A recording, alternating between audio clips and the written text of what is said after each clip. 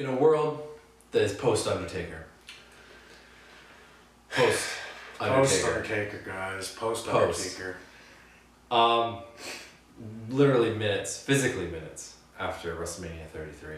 And we are sitting here in a dark room, not crying, but I'm sure there's plenty of adult men crying in a dark stadium right now. In a dark stadium right now, bawling their eyes out. Maybe half them in a car parking lot, bawling their eyes out. Poor bastards. Yeah, you know what? Sponsored by Kleenex, WrestleMania 33. Fuck Roman Reigns. Even he looked disappointed at the end that he had to do that job, you know, and not job as in losing, but job as in beating the Undertaker. Yeah, I said that too. I was like, he looks like he's like guilty. He looked like he was guilty, like he did something really bad. Yeah, like he just fucking robbed his first fucking thing, you know. Yeah. Just stole or he his killed first somebody. chocolate bar when he was 8 years old or some shit. Yeah. But I'm not gonna go every match, because if we go over every match, then we're gonna be here for an hour. Yeah, we're not gonna make this too long. A 7-hour WrestleMania turning into, you know, probably an hour podcast at least. So, what was your favorite match? Just let me go through the list here quickly and refresh my memory. Any of the kickoff ones, the Cruiserweight or the Andre the Giant? Actually, you know what? I gotta actually say that the way they did the Andre the Giant Memorial match, I thought was very clever. Okay. That was like everyone who actually you thought would win out. Yeah, like literally, and the fact that Big Show and Braun Strowman, thank you. We're knocked out right now. Yeah, so. Yeah. Sorry, I'm very tired, and I just ate Wendy's, so I'm more tired. Sponsor us. And I also am not drinking beer today, so there's really no point for that right now. I have to go to bed. But what was I saying? Oh yeah, the fact that Braun and Big Show got knocked out really quickly, and then you're like, oh okay, so maybe it'll be Sammy, and then you complete, like, I guarantee you not one person, maybe not one, but there was very few people thinking, you know, Mojo's gonna win this. Yeah, he's the afterthought. Because I didn't even know he was in the match at first. As soon as I seen his friend, the football player, whatever his name is, I don't watch football. Football's fake. But as soon as I seen him in the Mojo hat on, I'm like, oh, this is a possibility. This definitely could happen. And then the whole walk-in thing too, kind of. Yeah, as soon as he got in, that's a dead giveaway, right? Yeah. But I mean, it was already sort of. Yeah. What are you gonna give it to Jinder Mahal? No offense. Yeah, he might be out the door in a couple months. We don't know. He just came back, right? Yeah. He's a jobber. But that was a good match. That was probably one of the better matches. Maybe, I don't know, in the kickoff at least. So. I enjoyed the Cruiserweight match, even though everyone thought Double A, Austin Aries would win. But Neville, you know, whoever won that match, it's a win-win. They're both great people. You know, yeah. It's one of those things where it's like, whatever. There's no one loses when. Yeah, see, but Neville's paid more dues for the WWE. So I think, and I think he kind of got pushed. WrestleMania moment. Yeah, he got pushed to the side for a little while, and then the Cruiserweight division came along again, so that kind of. But now he's stuck in there, so it's like. Yeah. Well, you know what? We're gonna come to that time where there's gonna be someone that breaks out of that division instead of being. When Rey Mysterio became World Heavyweight Champion. But that was different companies. But anyway. Yeah, fair enough. Yeah. So the pre-show, whatever, and just to add something, those divas. The SmackDown Women's title should have been on the pre-show. I'm not saying it for the longevity. For the longevity, you guys would have been better to be on the pre-show than just before the main event. Because they had to rush all their moves and get the match over. I mean, they spent at least like a half an hour cutting spots out of that. Yeah, trying to reconfigure the match. Yeah, that's what they were doing probably for most of the night. Just being on the pre-show doesn't mean you're devalued. Yeah. Especially nowadays when everyone has we sat there and watched the whole fucking thing, so... Especially when it's WrestleMania and the pre-show is basically the show. It is, you know, and this year, you know, the tickets weren't fucked up, so everyone was in the arena, you had the full audience, it was, sure it was during the daytime, your lights might not have been looking as cool, but... Fuck you, man, you're at WrestleMania, be proud that you're in front of 75,000 people. But good for you guys anyways. It was a good match. Anyways, Shane versus AJ kicked the show off, and I enjoyed it. It was the glorified the coast to coast and the elbow through the table thing, and just typical Shane shit, right? I missed the match with John and The Miz because I was going to the bathroom. Yeah. They proposed. No, I saw the proposal, but I didn't see the match. It was like 4 minutes. It was a good match. What? I enjoyed it for what it was worth. Okay. But John Cena's going away. I don't know why. Whatever. So yeah, we're just skimming over shit. Yeah. The ladder match.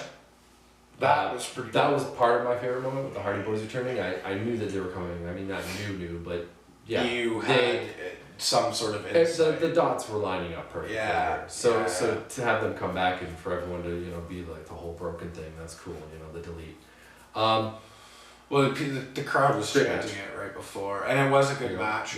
Jeff Hardy doing his typical crazy spot fest. Didn't expect him to win though. No. I expect him to I win. expected that maybe to take him out and then Matt get out and then like Enzo and Kaz or someone Dale and I were actually laughing because usually when we haven't done this before really, but we'll sometimes talk during the matches and be like, who do you think's gonna win? Da da da da da. And we usually go off of more logical. Yeah, this whole WrestleMania was just completely like. Yeah, You know what you think? It's not gonna be that. Exactly, and it kept doing that, and I almost was surprised Roman won even, but then Are we wasn't. gonna talk about that right now? We got Kevin Owens versus Chris Jericho. That was sick. That was true. You missed the LED scarf. That was sick. I did. I went to go take a piss or something. Yeah, a lot of piss breaks. I mean, in the 7-hour fucking WrestleMania. Yeah. It's hard to see everything. Yeah, it was a good match. Chris Jericho's probably going away, making a new record and going on tour because it's summer and et cetera, et cetera, et cetera. Yeah. So yeah, Kevin Owens sick. Hangs onto the rope by one finger. The one finger. that was amazing. That was good. Overall, it was good. It was a pretty good WrestleMania. It's hard to say what part was my favorite, but I'm probably there with you somewhat with the Hardy Boys. Yeah, that was just like a feel good, nostalgic moment. I mean, and then we got the Randy Orton Bray Wyatt thing, and that was cool. And not forget about the Divas match too. The women's title match on Raw. Sorry, I gotta get rid of that D word. That was a great match. Let everyone shine a little bit here and there, and that's probably how the SmackDown Women's title should have been booked. We had funny reactions. We had funny reactions to that because Nia Jax got eliminated, but I called it. I was like, she's done because they're all trying to throw her off. Well, they get rid of the big person after they cause some havoc and whatnot and get their shit in, right? Yeah. That's how it works. Yeah. And then you got the Bray Wyatt Randy Orton thing. We're kind of going out of order, but that's cool. Sorry about that. The whole maggots and worms thing on the mat, and then cat. But yeah, it's one CastPod. She is the Intercontinental Champion. Cat. Intercontinental Cat. Yeah, you'll take it. She's stuck now. We're gonna get peed on her ass. Yeah, you're just gonna sit there. Just working our way out of it. That's another. But yeah, so it was one of those WrestleManias where it just kept on getting better and better and better, and then we get Seth Rollins and putting Stephanie McMahon ducking out of the way and Triple H putting Stephanie McMahon through the table. And that was it. That was probably Stephanie always gets hurt at WrestleMania, and it's like the funniest, awesomest moment. Yeah, and you know what? That's probably my. She gets hotter every year. Oh yeah, she's like a fine wine or whiskey. It just gets better over time. Like I wouldn't expect that, but it just happens. I don't know why.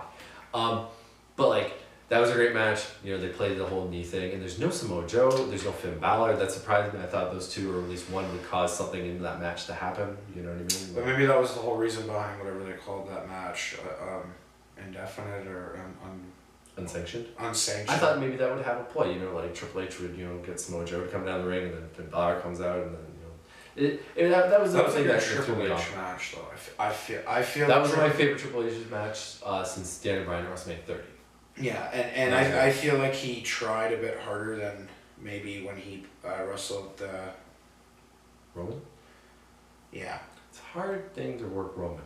Roman gets his regular stuff in, and you gotta get your stuff in. But Roman's such a dominant person; they put him over so well that it's like we found out. Let's just skip to the main event. We found out, Undertaker. You have to put Undertaker in with someone who's a little bit more well seasoned and a little bit more experienced than Roman Reigns. You have to put Undertaker in with someone that's either going to destroy him like Brock Lesnar, or you're going to have to put someone in there with someone like, CM Punk, or someone that's a great worker, an A+ worker. You know what I Cody mean? Rhodes. Unless you're Cody Rhodes. yeah, sure. Maybe one day, never. Gold but, Dust. Gold Dust that would be a fun match. someone that's able to carry him and have that, Just picture Gold Dust doing all this gay shit to Undertaker, like. Yeah, it happened way back when. Oh yeah, I guess so. But like without having a stipulation like Hell in a Cell, like Shane McMahon had with he could rely on. The Hell in a Cell helped that match, but yeah. It was a weird match. There was a lot of spots blown, and that's what took me out of the match. But also the whole looming thing after Roman kicked out of the tombstone. I'm like, okay, this is it. Like I know where this is going. Taker's gonna lose, and we're gonna have this big. Well, it was a constant downhill. Like after that, it was just sort of him trying to. Botching. He couldn't get the Hell's Gate on the triangle choke or whatever it is, and then there's just like a lot of bumping and a lot of missteps in the ring where it was like it took me out of the whole. There was one point where Roman went. I guess he went to go Irish whip him, and then he realized that's not what he was supposed to do, so he stopped. And then people bumped into each other, and it was just weird. Like Undertaker wasn't facing the right way in certain times, and it was just. Do you think that's just age and ring rust from him, or do you think that was on Roman's side? It could be unpredictability and a little bit of both. It could be many factors. That's the thing, but it's not like he wrestles that much anymore, and he doesn't. I mean, yeah, he doesn't wrestle these new guys, so maybe they're a bit faster than him. Well, it could be even down to the fact that they were talking in the ring and it didn't get across. You know what I mean? It's one of those things where there's so many factors, and we'll never know. It's not like you can't shout. Or you can't. Sorry, it's not. You heard it talk once, but yeah, usually you can or see it But regardless, the Undertaker. If this is it, thank you. Yeah, I appreciate it. My childhood was great because of you and many other wrestlers, but I think this is probably the one that impacted me the most after. If this was longevity wise, yeah, I really think it. Great career. Yeah, and it kind of hurts my chest a little bit to know. You had a heart attack after that Wendy's. No. I'm just saying, when he was putting his jacket down. Yes, and is taking his. When it cut away and he had his gear back on, his entrance gear, the robe and the hat. Yeah. I knew right away, okay, this is gonna happen, and then he took the gloves off, and this is definitely gonna happen, and then it just got sadder and sadder. Yeah, and it disappeared. It was sad. Where he came from. That was sad. It really was, and it's it's more sad, and I'm not hating on Roman. Excuse me. Roman Reigns, really, he's a great wrestler. He has his own things going on for him. He should have just came down and just beat the shit out of Undertaker and then turned heel. That would have made things a bit better for him, but it would have taken away from the moment. Yeah, I understand. And this is gonna sound maybe a bit extreme, but it almost felt like I was watching a funeral. Yeah, well, no pun intended, right? Literally, no pun intended. Yeah. It just felt wrong, and when he lost. I've watched a lot of funerals. I didn't want to get that feeling, but okay, whatever.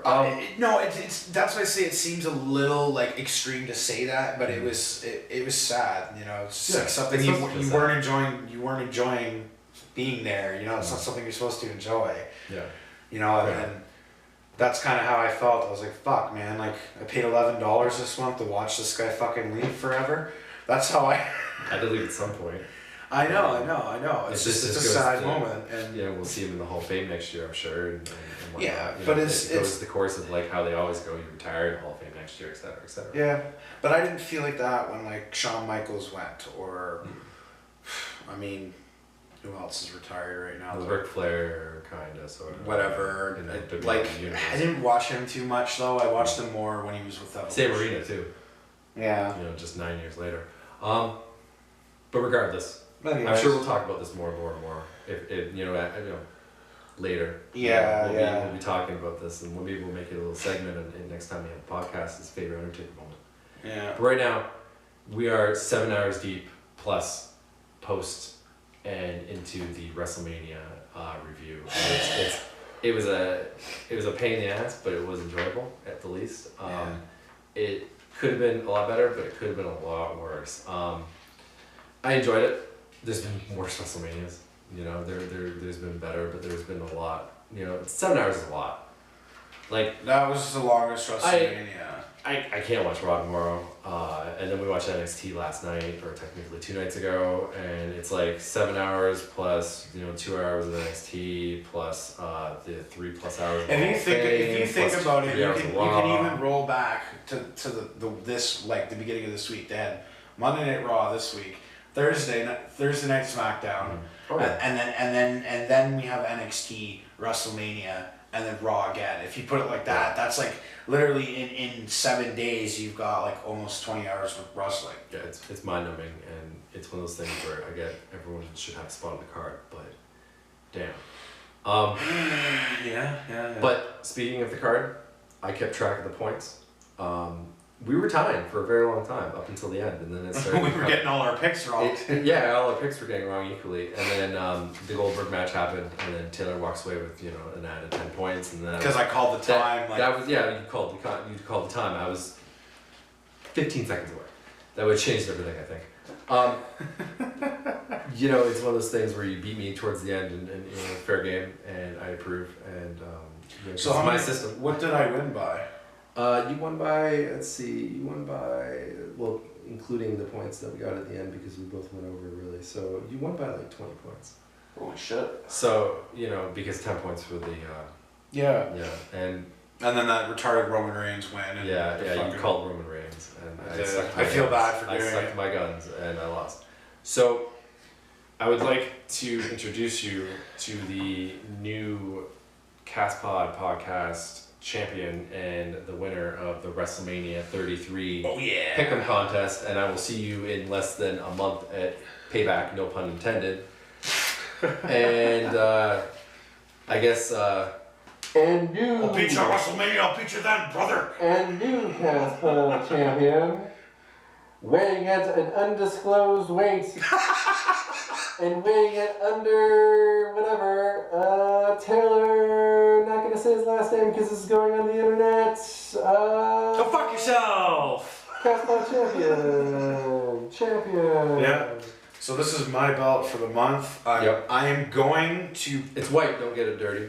Okay, well this is the thing. Or treat it like Paige. Yeah, I was about to say, I'm that. totally jizzing on this belt for you, buddy. Totally putting a load on it. Yeah, I got a black light. Alright, so the champion has now been crowned. Yeah. The Undertaker has now ride off into the sunset. And I get to put my name on it first. Yes. Yeah. Yeah. So because I'm slightly majorly overweight, I can't wear this belt around my waist. I can put it around my waist. Yeah. So I'm gonna wear it like the good man Big Show does, and yeah. So thanks for watching, I guess, guys. Yeah. Thanks for watching the post, and if you watched the pre, thank you very much. That was a long one. Yeah. My name is Dale. I'm Taylor. The champ is here. For now. See you later. Take it easy, buddies.